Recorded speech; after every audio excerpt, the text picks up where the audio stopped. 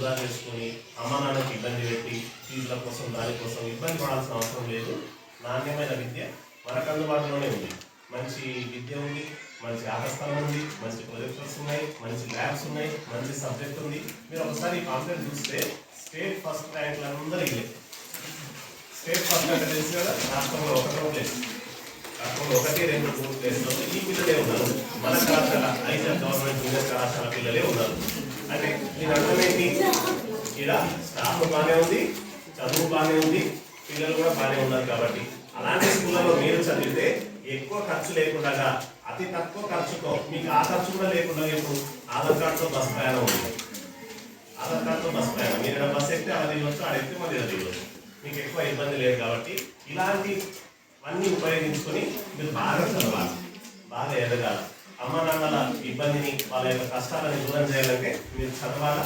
మీరు చదివి మంచి స్థాయిలో ఉంటే వాళ్ళ కష్టాలు కూడా తీరుతాయి, మీ జీవితం కూడా బాగుంటుంది. కాబట్టి మీరందరూ మార్చిలో జరిగే మీ ఫైనల్ ఎగ్జామ్స్ బాగా రాసి మంచి రిజల్ట్స్ తెచ్చుకొని మీరు వెంటనే వచ్చి జూన్ 1 కల్లా ఐజార్ గవర్నమెంట్ జూనియర్ కాలేజీలో జాయిన్ అయితే మళ్ళీ మీ సార్ వాళ్ళ లాగానే మేము కూడా మిమ్మల్ని అంతే ప్రేమగా, అంతే బాగా మా ఫ్యామిలీ పిల్లల లాగానే చూసుకుంటాం.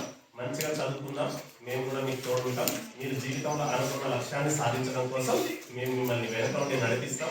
మీరు నడవడానికి, మీరు గెలవడానికి సిద్ధంగా ఉంటే గెలిపించడానికి మేము సిద్ధంగా ఉన్నాం. సరేనా? రెడీనా? రెడీయా?